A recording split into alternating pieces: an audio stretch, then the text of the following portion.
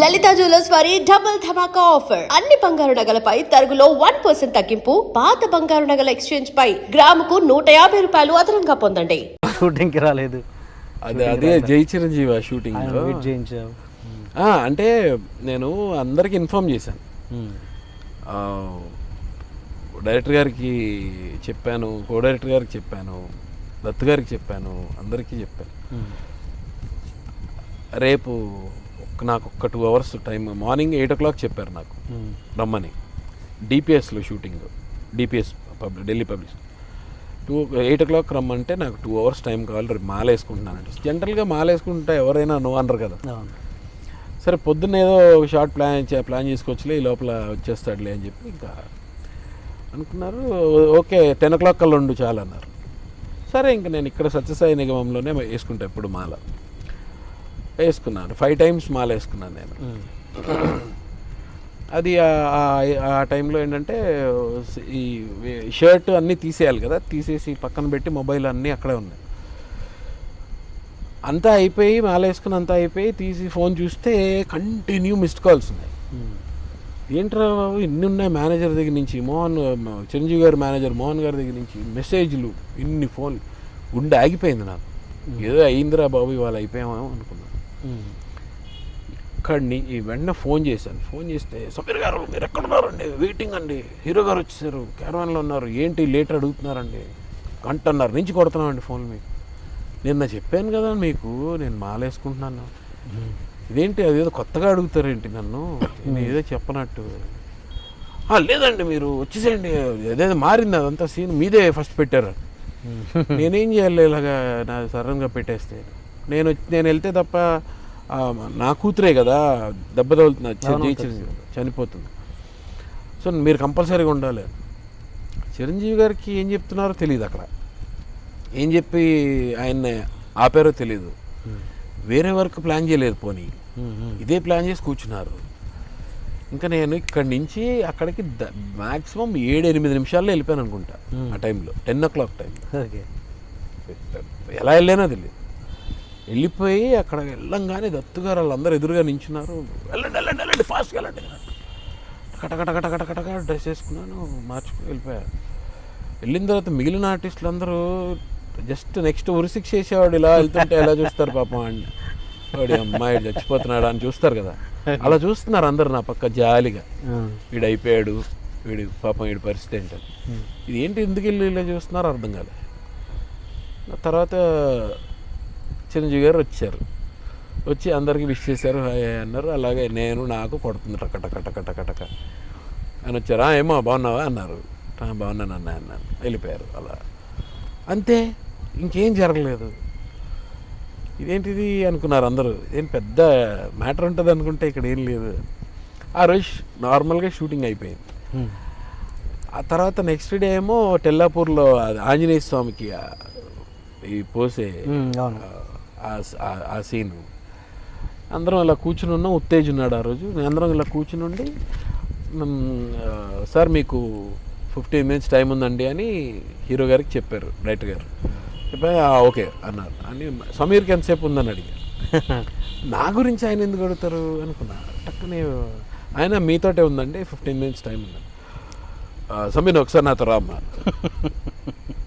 అక్కడి నుంచి క్యారవాన్ దగ్గర నడిచే లోపల నా లోపల 1,000,000 వీణలు, ఇంక మృదంగాలు, ఇంకో అలలు, ఇది చెట్లు ఇలా ఊగడాలు, ఈ పక్షులు ఆగిపోవడాలు, ఇవన్నీ షాట్లు. సరే వెళ్తే క్యారవాన్ దగ్గరికి వెళ్ళి కుర్రాడు ఉంటే అక్కడ దత్తు గారు వచ్చిన లోపలికి పంపించొద్దు 10 నిమిషాలు అన్నారు. అయిపోయింది ఫినిష్ అనుకున్నాను. వెళ్ళాం లోపలికి. ఓన్లీ ఆయన నేనే కూర్చున్నాను. నాకు అసలే ఆయన అంటే నాకు పిచ్చి. నేను ఆయన దగ్గర ఎదురుగా కూర్చుని అక్కడ ఉంటే నాకు ఏం మాట్లాడాలో అర్థం కావట్లేదు. ఏమ్మా ఏం జరుగుతున్నాయి, ఏం చేస్తున్నావు ఇంకా ఏవో చెప్పాను. చెప్పి ఏం లేదు, నాకు నేను వర్క్ చేసే అట్మాస్ఫియర్లో నాకు ఏదన్నా చిన్న కన్ఫ్యూజన్ ఉన్న ఒక వ్యక్తి, అది ఏదన్నా సరే నా క్లారిటీ లేకపోతే నేను వర్క్ చేయలేను. చిన్న నీ విషయంలో కన్ఫ్యూజన్ ఉండి నేను పిలిచాను అన్నారు. అయ్యో ఏం చెప్పండి అన్నాను. నువ్వు నీ పేరు సమీర్ అంటావు, నువ్వు తెలుగు స్పష్టంగా మాట్లాడతావు, మాల వేసుకుంటావు, అయ్యప్ప మాల ఏదో వేసుకున్నావు కదా నిన్న. అవునన్నా. నాకు ఏం అర్థం కావట్లేదు, ఎక్కడ దేనికి సింక్ లేదు, పొంతం లేదు. ఏంటి మ్యాటర్ అంటే అమ్మయ్యా అని ఊపిరి పీల్చుకొని నిన్న లేట్ అయినందుకు కాదనమాట, అయితే ఓకే అని చెప్పి అప్పుడు చెప్పాను. మా మదర్ బ్రాహ్మణ్ అన్న, అయ్య బాబోయ్ ఏంటి నార్త్ పోల్ సౌత్ పోల్, బాబా లక్కీ ఫెలో నువ్వు, మంచి బ్రాండ్ నువ్వు, బ్రీడ్ అన్నారు. ఆయన తర్వాత ఈ విషయం అసలు నా లైఫ్లో మర్చిపోలేని ఇన్సిడెంట్. అన్నయ్యతోటి ఇవి జరగడం వల్ల అన్నయ్యతో కూర్చున్నంతసేపు మాట్లాడి చాలా సరదాగా ఇదైపోయి, అప్పుడు ఎలా కలిశారు, మమ్మీ డాడీ ఎలా కలిశారు, ఇది అది అన్నీ. అలా తర్వాత నా కొడుకు పుట్టిన తర్వాత కూడా రామ్ చరణ్ ఏదో చెప్పాడంట, చాలా బాగుంటాడు డాడీ వాళ్ళ అబ్బాయి ఇదేదంటే, ఒక మ్యారేజ్లో ఫోటోగ్రాఫర్ని పిలిపించి నాకు వీడితో ఫోటో కావాలని వాడిని ఎత్తుకొని వాడితో ఫోటో తీయించుకొని ఇలాగా జరిగింది అక్కడ. ఓకే, ఇది ఇప్పుడు వస్తున్న జనరేషన్ ఆర్టిస్టులకి, సీరియల్ ఆర్టిస్టులకి, మీ తరం ఆర్టిస్టులకి ఏంటి డిఫరెన్స్ అంటే నాకు తెలిసి అంటే నేను ఈ మధ్యలో చూస్తున్నాను అంటే వాళ్ళు ఏంటంటే ఒక సీరియల్కి వచ్చే పేరు హీరో కావచ్చు, హీరోయిన్ కావచ్చు, అందరని కాదు, కొందరు ఆ భ్రమల్లో ఉంటారు, ఆ స్టార్డమ్ ఆ భ్రమలో ఉంటారు. అదేంటో అర్థం కాదు. ఆ సీరియల్ ఆగిపోతే మీకు స్టార్డమ్ ఆగిపోద్దిరా అన్న విషయం వాళ్ళకి తెలియట్లేదు. సీరియస్లీ ఆ భ్రమలో ఉంటున్నారు. వేరే ఉంటున్నాయి, ఆ బిల్డప్స్ వేరే ఉంటున్నాయి, అవి వేరే ఉంటున్నాయి. ఎందుకంటే అంటే మీ జనరేషన్లో ఎలా ఉండదు, ఇప్పుడు ఉన్నదా? ఇప్పుడు నేను అన్నది యాక్సెప్ట్ చేస్తావు? నేను అందరు కాదు, అందరూ అనట్లేదు. లేదు, అందరూ కాదు, కొంతమంది. బట్ ఏంటంటే నేను చాలా గర్వంగా చాలా ప్రౌడ్గా చెప్తాను ఈ విషయం. ఏంటంటే అప్పుడు ఎలా ఉండేదంటే, నేను టెలివిజన్ సంగతి చెప్తున్నా, నేను ఫిల్మ్స్ అప్పుడు నాకు తెలీదు. టెలివిజన్ అప్పుడు నేను చేసేటప్పుడు ఏంటంటే ఒక షార్ట్ అదే ఒక బ్రేక్ ఇచ్చారు అంటే మేము అందరం కూర్చుని ఒకే దగ్గర కూర్చుని భోజనం చేసేవాళ్ళం. అందరూ ఒకే దగ్గర కూర్చుని భోజనం చేసేవాళ్ళం. సో మీ జనరేషన్ వాడినందుకు సారీ, మా జనరేషన్ అయింది, జనరేషన్ ఆల్మోస్ట్ 20 years అయింది కదా, 15 years అట్లీస్ట్ అయింది. సో డెఫినెట్గా జనరేషన్. అన్ఫార్చునేట్లీ ఇప్పుడు ఆ సిచ్యువేషన్ లేదు. ఇప్పుడు ఏంటంటే ఎవరు రూమ్లో వాళ్ళు కూర్చొని తినడం, ఎవరు అంటే అది మా ఇష్టం అనుకోవచ్చు, బట్ అదొక హెల్దీ అట్మాస్ఫియర్ కాదనేది నా ఫీలింగ్. అంటే మనం బోల్డ్ అని షేర్ చేసుకోవచ్చు అక్రాస్ ద టేబుల్. మనం ఒకవేళ అందరం కలిసి కూర్చుని భోజనం చేసిన, ఒక టీ తాగిన, ఇంకోటి ఒక ర్యాప్ వేరేగా ఉంటుంది, అందరితో ఒక ఫ్రెండ్షిప్ వేరేగా ఉంటుంది. మాకేంటంటే ఇప్పుడు నా అక్కడ ఋతురాగాలు చేసేటప్పుడు అయితే నాకు ప్యాకప్ అయిపోయిందంటే మేము అందరం బైకుల మీద వెళ్ళేవాళ్ళం, రాజీవ్, నేను, హర్ష, ప్రభాకరన్. నాకు ప్యాకప్ అయిపోయిందంటే నేను ఇమ్మీడియట్గా వెళ్ళను, నేను వెయిట్ చేస్తాను. రాజీవ్ అరే నాదొక సీన్ ఉందిరా చేసి వచ్చేస్తాను ఆగు అంటే ఆగి ఇద్దరం కలిసి 2 బైకులు వేసుకుని ఇద్దరం, లేకపోతే హర్ష గారు కూడా వస్తా అంటే ఆడు కూడా అందరూ కలిసి అందరూ అలా వచ్చేవాళ్ళం. ఇప్పుడు అసలు ప్యాకప్ అవ్వగానే మనిషి కనపడ్డారు కదా, ఇప్పుడు స్టాప్ బ్లాకే ఇప్పుడు అలా అయిపోయింది. అది ఐ డోంట్ నో వై, అది మేబీ మీ జనరేషన్ పాత జనరేషన్ అంతేలే అనుకుంటే అనుకోవచ్చు, దట్స్ డిఫరెంట్ థింగ్. అండ్ ఈ స్టార్డమ్ విషయానికి వస్తే నాకు ఆశ్చర్యంగా ఉంటుంది, మీరు అన్నట్టుగా రెమ్యునరేషన్స్ పక్కన పెడదాం, మేము ఆ రెమ్యునరేషన్స్ కూడా వినలేదు. ఇప్పుడు ఫస్ట్ సీరియల్కి అడిగే రెమ్యునరేషన్స్ అయితే 350 అంతే అలా ఉండేది.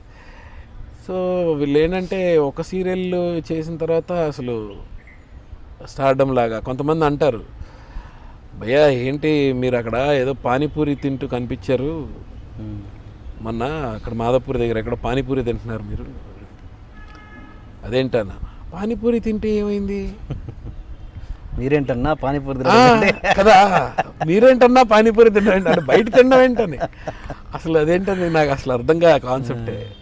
ఏమైంది అంటున్నా, వాట్ ఈస్ దర్? ఎందుకు నిన్న నేనేదో కూల్ డ్రింక్స్ ఇంట్లో వాళ్ళు అడిగితే కూల్ డ్రింక్స్ కొనడానికి వెళ్తే అతను ఎవడో పక్క నుంచి వచ్చి ఫోటో అన్నాను, అని ఫోటో అంటే ఓకే అని ఫోటో తీసుకున్నాను. అని బయట ఇలాగే ఉంటారు సార్ మీరు, బయట ఇలా ఉంటారంటే నాకు ఇప్పుడు కొంతమంది స్టార్స్కి ఎవరు ఇప్పుడు మహేష్ బాబు గారు, రామ్ చరణ్ గారు, అల్లు అర్జున్ గారు, చిరంజీవి గారు, ఇలాంటి బాలకృష్ణ గారు, వీళ్ళకి పాపం ఆ స్వేచ్ఛ లేదు. వాళ్ళు బయట ఎందుకు మొన్న అల్లు అర్జున్ కూడా ఏదో సూపర్ మార్కెట్లో షాప్ వెళ్తాడు. అల్లు అర్జున్ వెరీ కూల్, కాకపోతే ఇంత స్వేచ్ఛ ఉండదు కదా వాళ్ళకి పాపం.